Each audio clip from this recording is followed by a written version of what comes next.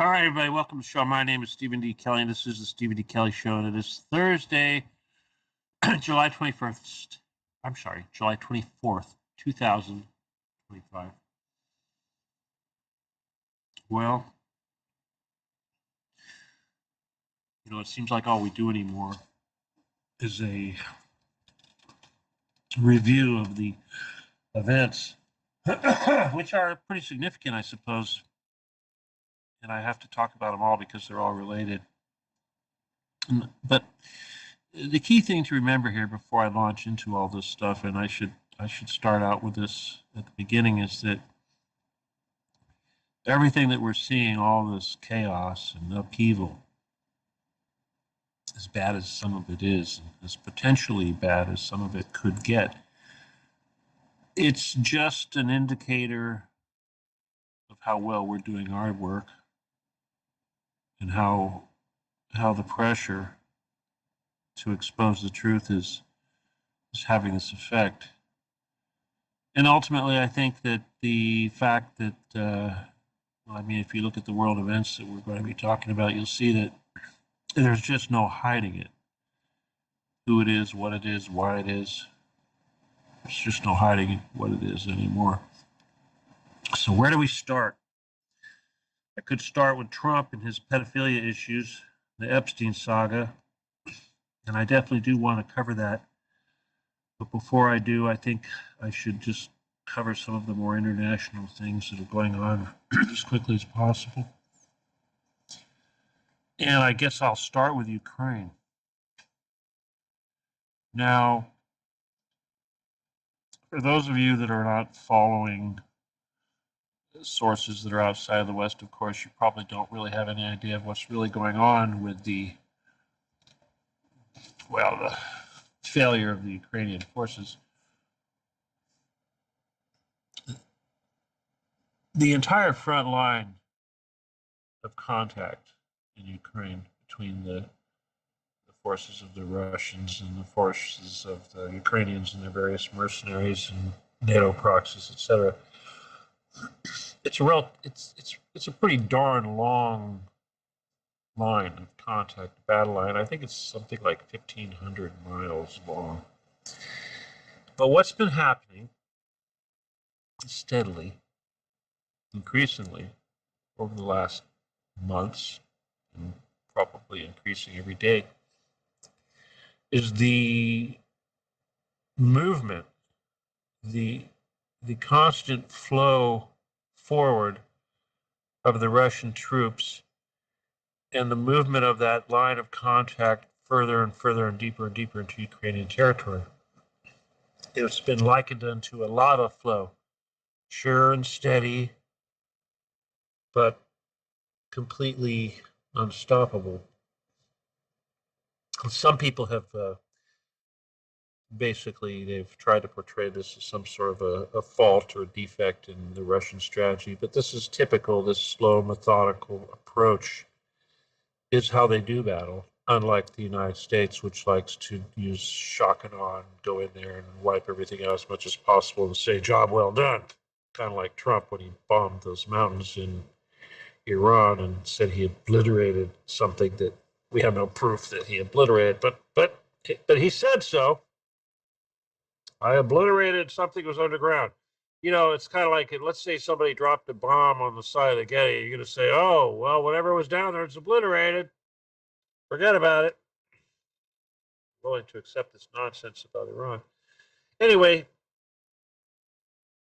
the end is really close for this regime, the Zelensky regime, whatever you want to call it. And there's a lot of things going on which would suggest that they came out and just said that they needed 150 billion or something just to get through 2025. And at the same time they did that, they also voted in their little Congress, the Rada, whatever they call it, to basically take over all of the CIA, NGO oversight committees that were put in place to make sure that money being spent on arms was actually being spent on arms and not being spent on villas and castles and islands and such for the Zelensky regime. This was called the NABU and some other organization. Anyway, Zelensky took that over, and immediately after he did that, the NGOs and the CIA types and the three-letter agencies that put Zelensky in place immediately flooded the streets of Kiev with protesters. It's amazing when you consider that they typically, if they see a man out in public, they'll haul him off to the front line. And there was quite a few men there, but I guess they must have all been under 25 or something, because those are the ones that they're not dragging off to the front. But apparently those people, the students, whatever, the young impressionable ones, they're the ones that the NGOs depend on for their so-called color revolutions, not colorful. They're Maidan, but this was no Maidan. This is not an organic uprising, not to suggest that Maidan was organic. Of course not. That was the United States spending $5 billion on Nazis to go in there and run amok. Well, what are they going to do now? Try to get rid of Zelensky. Anyway, he repealed all that stuff. But one thing that's kind of striking is the Westerners that still come to Ukraine to try to prop it up and show their solidarity. And that's, of course, done with the complete permission of Russia, because obviously the only way to get into that country is with a train. And certainly Russia could take that out anytime they wanted. But there's a guy that just showed up in Ukraine right now. And who is it? It's the foreign minister of Israel. The guy, Gideon Sar or something like this. Anyway, he's over there with the Ukrainians, appearing in front of TV, saying basically, denouncing Russian airstrikes on civilians and suggesting that Ukraine and Israel have a special bond. Special bond. Now, obviously we don't want to put the whole show devoted to this one issue, but Gaza's still being obliterated, and Israel just annexed the West Bank. They just decided that the West Bank, the other area that has a Arab population that is not quite as awful as Gaza, but it's pretty damn awful. Well, they just decide now that that's Israel. Okay, no two-party, no two-state. That little West Bank section was supposed to be somewhat autonomous. Of course, they flooded it with settlers. That's now part of Israel. Yeah, it's horrible. People are starving. They're dying every day. Every day now, people are just dropping dead from starvation. And of course, if somebody tries to send in food, they get blown up. I think, what was it? 100 aid workers just got killed just the other day. Oh yeah, and if you try to go fishing, they shoot you. If you go in the ocean, you get anywhere near the water with a fishing pole, whatever, they're going to shoot you. It's pretty fucking ridiculous. Anyway, but yes, special relationship between Ukraine and Israel. Special bond. What the hell is that? Khazar Mafia. Khazar Jews. It's the same damn thing. Rothschild, whatever. That is the fucking enemy, and it's going down, and these guys are freaking out. So what's going on the front line? After the last little bit of the Donetsk Republic, or the Donbass, if you will, has been liberated. Now, of course, this is the most important part of Ukraine. It has all the industry. It's really the most important part. Everything else is kind of, the backwards Nazi part. Cities are starting to fall. Villages are starting to fall. Hubs, transportation hubs are starting to fall. And right now, there's a big one starting to fall. And I can never keep track of these names because, the Russians will call it one thing. The Ukrainians will call it another thing. Krasnotorsk, I think, is one. But Poltava, I believe that's still something the Ukrainians call this one city, but Poltava is just a little bit east of Kiev. And it's the last big city between the Russians and Kiev. It's the last big city between the Russians and Kiev, and the Russians are taking it, which means that once they take Poltava, it's just a drive down the freeway to Kiev. No cities, no fortifications, no villages, straight line. This is coming. The writing's on the wall. It's going to move fast. Russia's making something like 2,000 Iran drones a day. They're having devastating effects. I'm sorry, did I say 200? I meant 2,000 a day. And they're building up a stockpile of these things. And they've got the hypersonic missiles and everything else. They can end this anytime they want, but they're doing it slow and steady. They're taking care of the people along the way, especially the children. They're very much concerned about the children. Personally, I worry about the animals too. But anyway, the point is, it's coming soon. Zelensky is trying to get as much money as he can packed into those suitcases so he can get into one of those situations where he's got a plane on the tarmac and he can load it up with cash and get the hell out of town as quick as possible before the Taliban takes over, if you will. So that's coming. And yet, the so-called West still perpetuates this bullshit. Germany perpetuates this bullshit. Britain perpetuates this bullshit.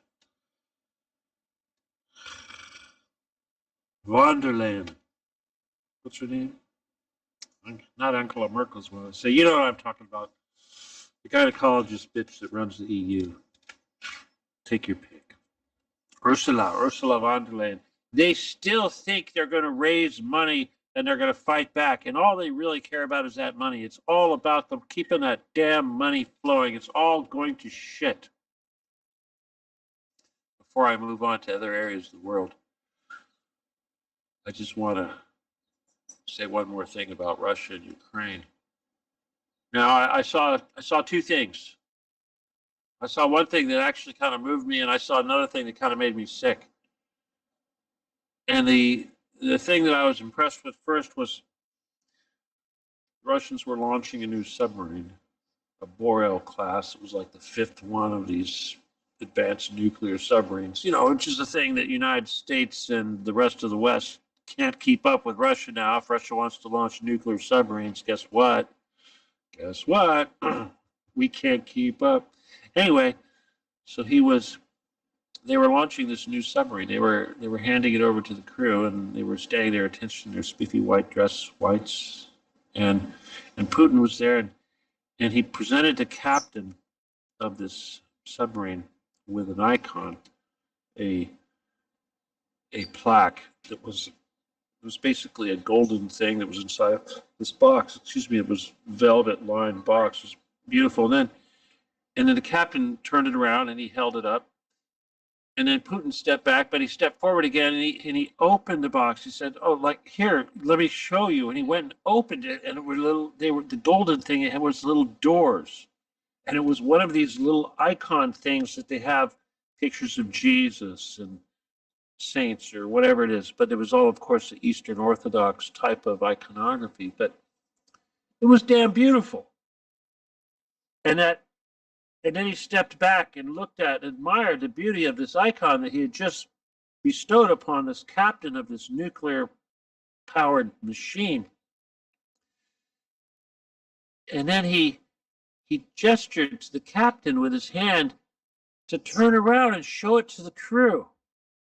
Let the crew see this beautiful thing that you just got that is going to go on board your vessel. It's going to adorn your vessel in a place where the whole crew can see it and become inspired and reminded why they do what they do and who they're fighting for. Jesus. And in contrast, we see this corrupt Khazar Chabad Nazi, whatever you want to call it, regime.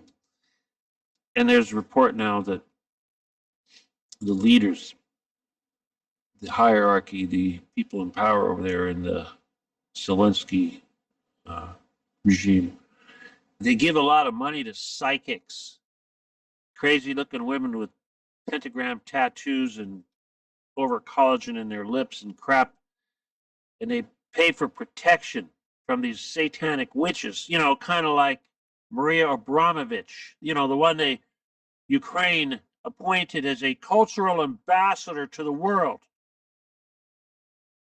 Are you not seeing the contrast here? The side that we support, that we give money to, that we think is righteous, is the side that uses Satan and spells and demonography, Satanism, Nazi bullshit, Chabad bullshit, Solomon bullshit, Kabbalah bullshit, Rothschild bullshit. And what are they fighting against? The Eastern Orthodox Church, the Eastern Roman Empire, what's left of Constantine and Constantinople, what's left. And what do we have fighting it? Supposedly the Holy Roman Empire, the Western part, the one that's consumed by the Rothschilds and such, and their king Charlemagne, and their agreements, their rules and their laws. I don't know. Who do you think is going to win this battle? Who do you want to be on the side of? When this is over in the history books, I want to be on the side of the guys that worship Jesus, that go to battle with Jesus, not the assholes that use hexes and spells and satanic bullshit and blood. Hell, the soldiers in Ukraine all know what happens if they get wounded. They're going to get their organs taken. Who does that? You should have seen the captain of this ship. I mean, first of all, I think, guy, you didn't know enough to open this thing up, and he was overwhelmed. And then Putin comes up and shakes his hand, and this guy, it's like he wanted to bow. Of course, Putin's short, and this guy was kind of tall. But you could tell, this guy was so proud. Not just because it was Putin, not just because he was serving his country, but because he knew he was serving Jesus. And yeah, make no mistake about it, those people know that they're serving God. They say they are. And right now, it looks like that's the only chance for the world. But we have our own plans, of course, with Occupy the Getty. But I got other things to talk about. I also have to talk about Syria. What the hell's going on in Syria? It makes me sick. It makes me fucking sick, seriously, to watch that country get divided. I think about what I would say to Assad, or what I would say to his wife, and I would ask him, was it worth it? Why were you so weak? Why couldn't you stop this? Why did you let this happen? So now we've got ISIS running around dressing up as some sort of tribal Arab types, and they're calling themselves Bedouin. Bedouin. These are the guys that, live out in the middle of the desert. Bedouin, sheep herders, camel jockeys. And now they're saying that the Bedouin are at war with the Druze, and there's genocidal warfare and killing going on between these two parties. But it's all bullshit, because it's not Bedouin. It's fucking ISIS. It's Al-Jolani. It's the guys that the West supported. What are they doing? Are they killing Druze? Yeah, they're killing Druze. Why are they talking about the Druze? Well, they got to talk about it a little bit, because they're not talking about the Christians. They're not talking about the Alawites. There's been a wholesale genocide going on since we allowed that country to fall.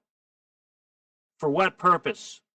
So that assholes Israel could bomb Iran easier. We had to clean that up. So asshole Trump, pedophile, could drop some bunker busters, spend some, $1 billion on nothing, making holes in the side of a mountain, and then claiming to be the greatest victory in the history of mankind. Anyway, so that shit goes on every day.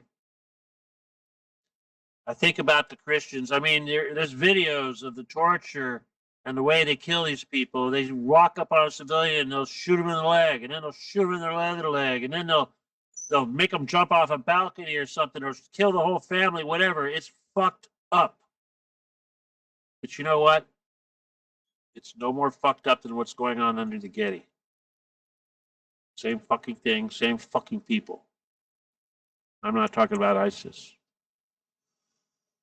You know, they say that Turkey and Israel right now are fighting over Syria, what's left of Syria. They want to divide it up. Now, we all know from the Bible, and remember, we're supposed to believe in the Bible because some fucking asshole somewhere said that this is God talking, and they say in the Old Testament that Damascus is going to be destroyed, must be destroyed. Who's going to do that, Turkey or Israel? Well, we know Israel wants it destroyed. Now here's the thing about Turkey. Everybody thinks that Israel and Turkey are these adversaries. It's like, well, Turkey's going to be next. Israel's going to go after Turkey. The country is controlled by Don Med Jews, crypto Jews, the same territory that produced the Khazars, that produced Jacob Frank,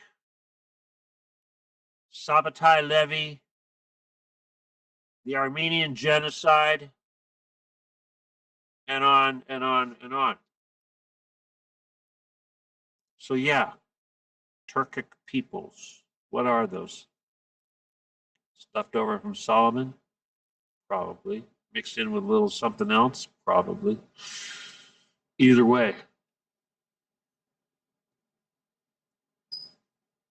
they're not enemies. Just like Ukraine and Russia, they're not enemies, technically. I mean, sure, Christianity is certainly an enemy with Satanism, but there's plenty of Satanism in Russia, and that's why they're trying to destroy Russia, because they want it, because that's where they come from.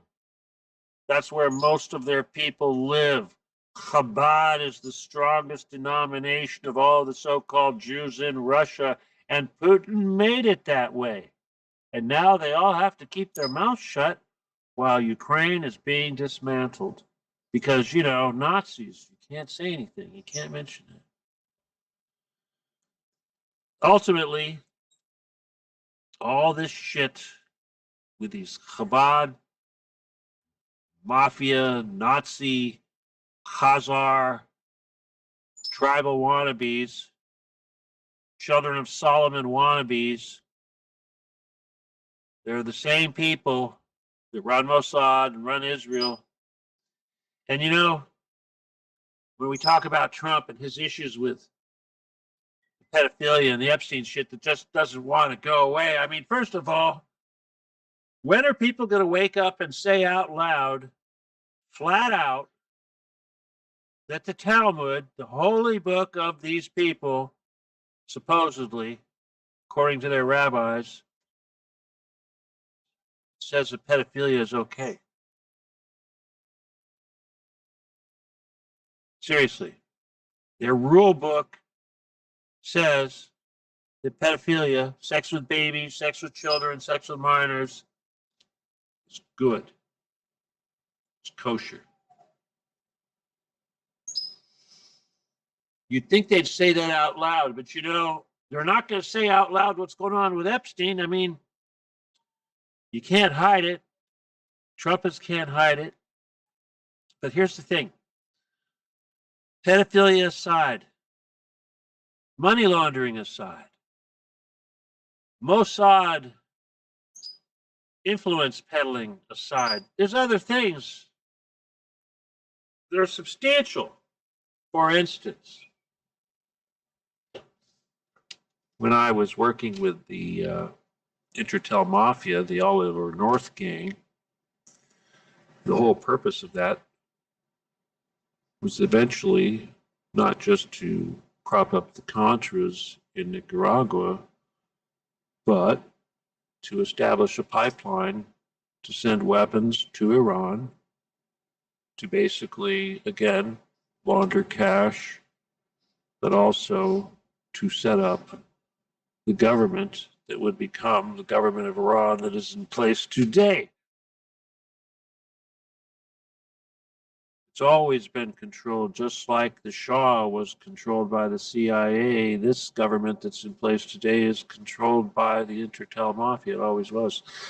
Now, course, if you ask Grok for evidence, Grok will say, "Oh, there's no evidence." Bullshit, bullshit. So sick of this AI crap.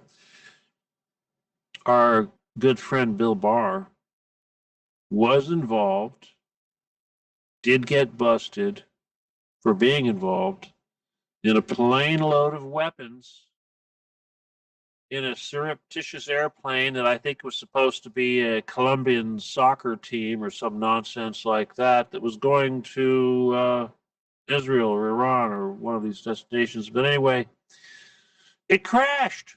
And when it crashed, people go, "Whoa, hey, whoa, why are all these weapons on this airplane? Wow, what was really going on here?" And of course, that all got swept under the rug. But the point was that was the clue. These guys were involved in that stuff. Now, I've always said that Epstein was part of this operation because Robert Vesco, the big granddaddy of everybody, operated out of these various islands, Caymans and Bahamas and what have you, until he was eventually driven to Cuba, where he died.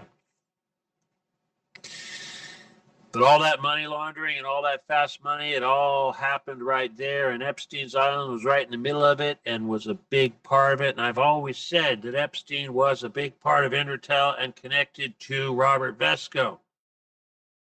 And Mossad and CIA and NSA are all little fingers of Intertel. This is what they don't want you to know. Yes, they don't want you to know that Mossad was behind all this shit, but what they really don't want you to know was that it's all mafia and all these so-called supposedly sovereign intelligence agencies of these various sovereign countries actually have nothing to do with the country they are supposedly created to serve, but are actually, as I said, elements, appendages, parts of the worldwide mafia, which does not have a flag. Sure, there's a Hebrew nature to it, but it's not Israel. Israel is just a little piece of real estate that they use. Kind of like Epstein uses his little island, or whoever uses their little island to have an address for the money to go to, for the crimes to be committed. Anyway, point is, turns out, one thing that I learned today was that all the people that want to say that Epstein had nothing to do with Mossad, such as Trump, they're full of shit, because there are actual ex-Mossad agents who left, who defected, who quit. And they said that Epstein was connected to Mossad. But not only did they say Epstein was connected to Mossad, one of these agents, and I suspect that this was somehow an attempt to make pedophilia less of an issue, to suggest that, well, you know, Mossad used these guys for these purposes, but not necessarily pedophilia, but other espionage type intelligence operations, such as assembling a pipeline to ship arms to Iran for whatever purpose. So right there, we know that Mossad operatives have identified Epstein and his Caribbean connections as being a major player in that operation. We already know that because of Bill Barr. And we already know that Bill Barr is part of it because real live humans like Chip Tatum, former CIA hitman, well, former, I suppose, whatever, identified Bill Barr's participants in meetings with Vesco, with Oliver North, and with George Bush Sr., where they discussed jailing Noriega, promoting Clinton, and killing Barry Seal. So right there, it shows how all of these so-called world events were being planned by mafia who had quasi-official sovereign, so-called sovereign agencies such as the CIA, the NSA, MI6, Mossad, take your pick, SBU, who knows, actually working for them. Okay? So, you got to stop thinking in the terms of borders, and you got to stop thinking that these people that are elected are somehow painted into a corner as far as who they actually work for. Now, on to Trump. The level of pathetic right now is mind-boggling. But at the same time, I should point out, he is doing some things designed to generate massive amounts of money for the United States and power that he will dish out to people as a reward. So, in other words, in order to help make people shut up and make them think that he's a winner and that the money that they're going to get from him is more important than the Epstein affair, he did secure a big deal with Japan? I think it was a 5-year deal, something like $500 billion, $550 billion.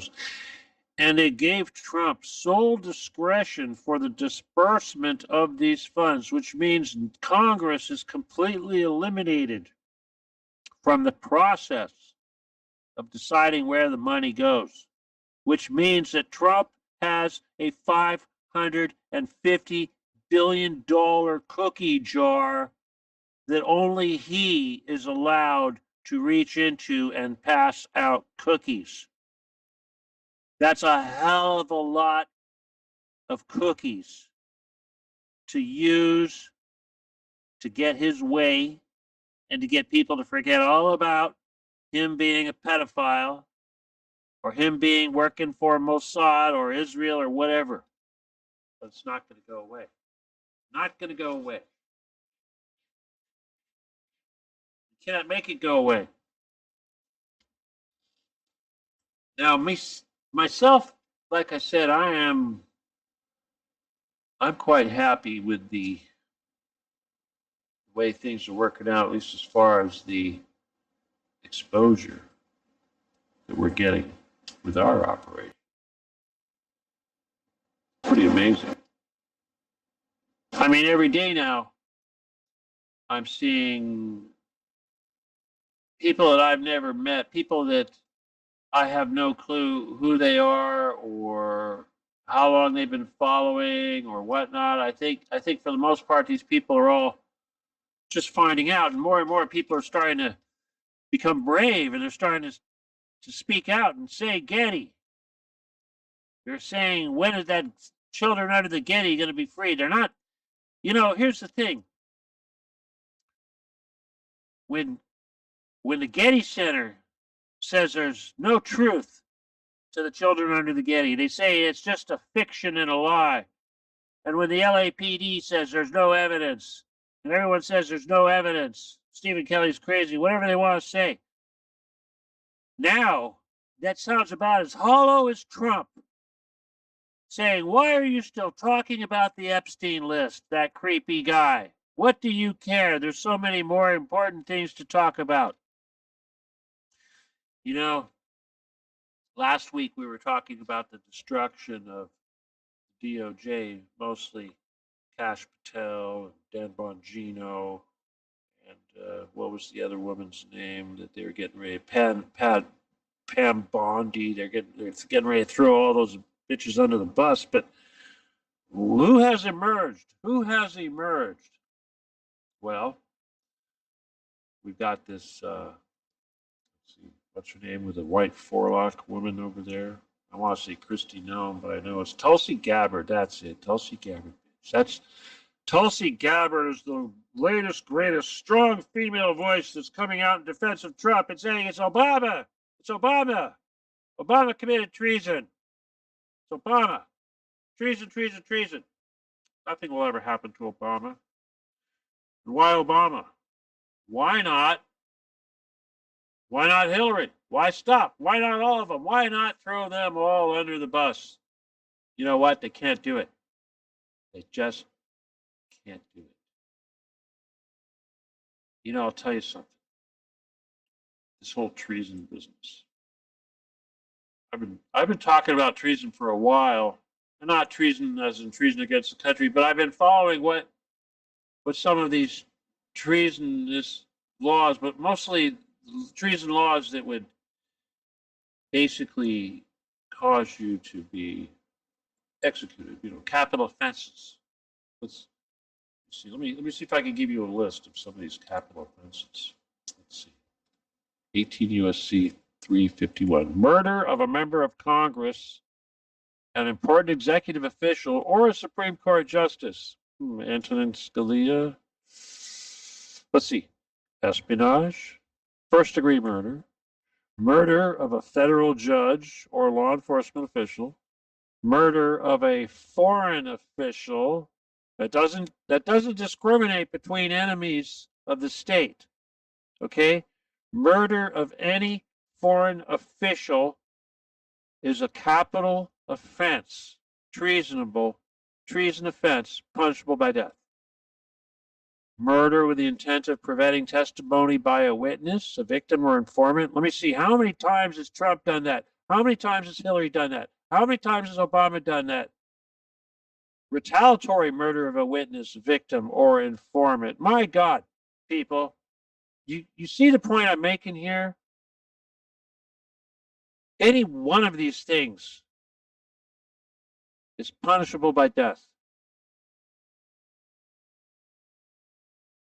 They're all guilty. They're all guilty, just like they're all pedophiles. I swear, I don't think Jimmy Carter was a pedophile. Bush Sr. for sure. Bush Jr., who knows what he did to get where he had to go, following Daddy's footsteps. Obama, nobody even questions whether or not he's a pedophile.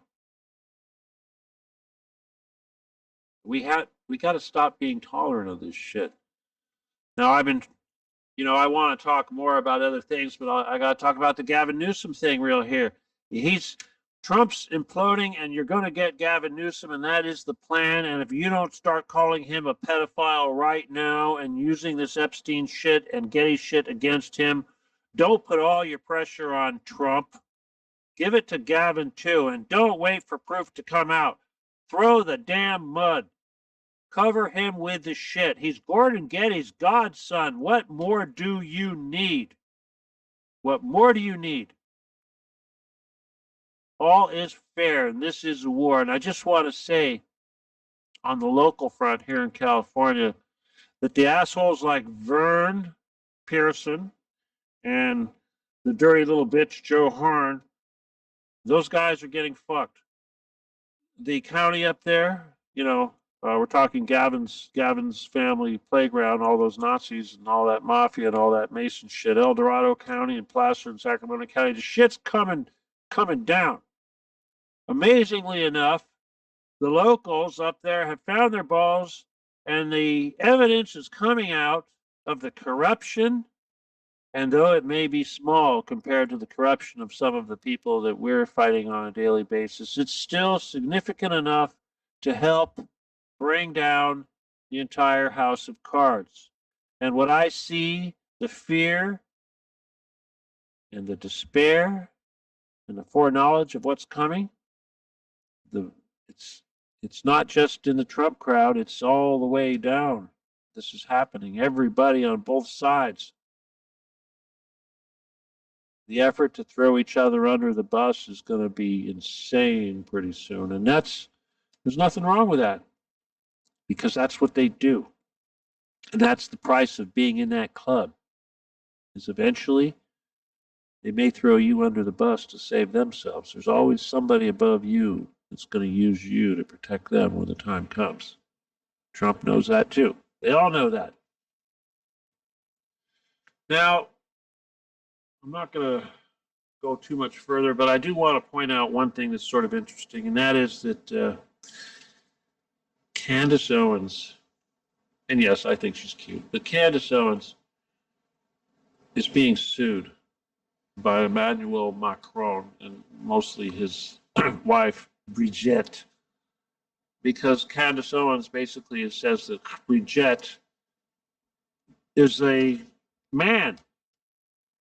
I mean, never mind that she's technically a pedophile. I mean, my God, she was sleeping with Macron when he was like 14. Okay, come on, everyone forgets that. But yeah, the reality is that Brigitte was something else at one time. I think he was a man. He came from Algiers. Anyway, I've seen the pictures, but again, here's the thing. She's sued. She's sued Candace Owens. Macron went to Trump and said, "Make Candace Owens stop calling my wife a man," and then they sued. But you know what? She says, "Screw that," because there's this thing in court called discovery. You claim that you're a woman? You claim you're a woman? Well, guess what? You're going to have to prove it if you want to sue someone that says you're a man. Now, what does that mean? That doesn't mean that the proof has to fall on Candace to prove that Brigitte has a cock and not a God-made vagina. No. If Brigitte wants to show that she was unfairly attacked and maligned, she's going to have to pull her pants down. She's going to have to do something to show that she was born a woman. If that includes baby pictures with mom and dad, so be it. But either way, the proof is on her. Okay? And funny enough, South Park just came out with an issue. They're attacking Trump because CBS is making a $1.5 billion merger with Skydance, and basically Trump is taking control, and he's putting the hatchet to a bunch of these so-called pundits like Steve Colbert. Everybody's pissed in the late night TV circuit about what Trump's doing. It's bullshit. But South Park just signed a deal, 5-year deal for another $1.5 billion. The largest contract in history went to South Park. And the first thing they did with their opening 27th season issue was attack Trump and show him sleeping with Satan and basically tell the world that Trump has a small penis. That was the theme of the South Park episode. Now, Trump, much like Macron and Brigitte, is very pissed off about this, and the White House is fired back and is threatening to sue South Park and their Park Productions company that makes the South Park. And who knows, maybe they want to go after the parent company, Paramount. But here's the thing, or CBS, whatever it is. Here's the thing. Once again, Donald, there's this thing called discovery. You want to prove to the world that you are being harmed, your reputation is being harmed because you say you don't have this thing that they're saying that you have? Guess what? You have to prove that they're wrong. And the same applies to the Getty. It's not my responsibility to prove there's 100,000 children under the Getty. It's the Getty's. And I think that if I say there's 100,000 children being tortured and eaten, not just growing up down there, but being eaten and replaced, so there's a constant population of victims, constantly changing, new victims being consumed. I think that is a far greater crime than Brigitte being called a man or Trump being said to have a small penis. I think that's a far greater, more serious fucking thing that should be taken seriously, not this other crap. But obviously, you know what? Trump probably does have a small one, just like he's got those little teeny tiny hands. He really does have teeny tiny hands, which would make sense if he's got to play with himself. He'd probably need small fingers. But a man that rapes children, gets off on raping little girls, taking their virginity, and then beating them afterwards, and talking crap, and then throwing money at their parents. Why wouldn't this man have a small piece of manhood? Of course he does. He has to. Why else would he be such an asshole and need to molest small girls like he did with his buddy Epstein? And the whole world knows damn well he was doing it. You can't lie. And this man will cause World War III to protect himself.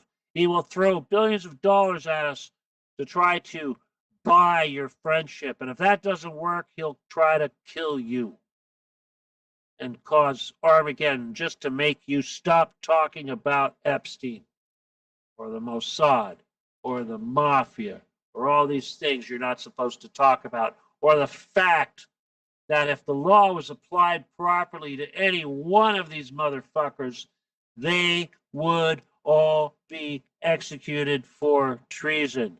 Every single one. All of them. It would be ugly. But that is why they will not release the Epstein list, because like Pandora's box, it will lead not to just proving that they're all a bunch of fucking pedophiles, but that they're all Satanists, Masons, double agents for Israel, beholden to Mossad, and mafia. And then you will learn the truth, and then you will see that it's all Satan. And unless that's okay with you, you're probably not going to be okay with it. And most of us are not, because we're human and we don't go for this anti-human shit. Unless, of course, you're one of them. But if you're one of them, you're probably not listening. Actually, I know a lot of them are listening. Hey, guys, you know who you are. You still have a chance. You know what? I'm going to end this real quick here, but I'm just going to say real quick here to remind you guys, before I ask for you to send money to PayPal at Boss17, or no, Stephen Kelly 714 at yahoo.com, friend or family only, please. I just want to say this, is that one of the things that you learn when you read the Bible and you hear stories about those that pass over various prophets and what have you, there's a reoccurring theme. And that is, once they get to the other side and they learn the truth, they think, wow, I should have done this, I should have done that. Let me go warn people down below. I feel this way now. I've seen the truth. It doesn't matter. It's how you feel now. It's what you believe every day. It's what you do every day. Yes, you have the ability to change your mind. You have ability to adopt new notions of what the truth is. But when you get down to it, you need to do that now. You need to do that before the knock is on the door. And like a thief in the night, you go home like Hulk Hogan or Ozzy Osbourne did just the other day. You never know. Could be your turn, could be my turn. You got to be ready every night. You got to be ready every day, all the time. And not just by asking for forgiveness, but by doing the actions you need to do to show that you tried, you did your best while you were here. Not just to be a good person, but to show others how important the mission is to serve the right path. And then there, of course, there's the work you put in to try to serve the unfortunate. But, you know, it's like Jesus said, what you do for the least of my brethren, you do for me. What greater thing could we do for Jesus than to rescue these poor children and to make us every effort we can to get them rescued? And not to settle for, oh, well, there's no proof, forget about it, bullshit. Make them prove it. Make them pull down their pants. It's time. Say anything you want, whatever it takes to make them pull down their pants and prove it. And if that means calling Gavin Newsom a pedophile, do it. Don't wait. Don't wait. Give them everything you got. Do it soon and don't wait. Thank you for tuning in. Once again, my name is Stephen D. Kelly, and this is the Stephen D. Kelly Show. We are Truth Cat Radio. If you need to talk to me, contact me at law17gun@aol.com. If you want to donate, Stephen Kelly 714 Stephen Kelly 714 at yahoo.com. And of course, the email is law17gun@aol.com. Please get that right. We'll have our t-shirts and stuff up soon. We're just getting our webpage built. I hope to see you all getting some of that stuff soon. But spread the word, people. Light that fire, spread the fire, throw fuel on it, run around amok. Okay? Choose who you light on fire wisely, but just know that you've got the power and you need to use it now. Okay? So once again, my name is Stephen Kelly. This is Truth Cat Radio. Please visit me on Telegram at Occupy/Stephen D. Kelly. I hope to see you there. Thank you for tuning in tonight. I'll see you all soon, God willing. Love you all. Good night. God bless. Adios. Goodbye.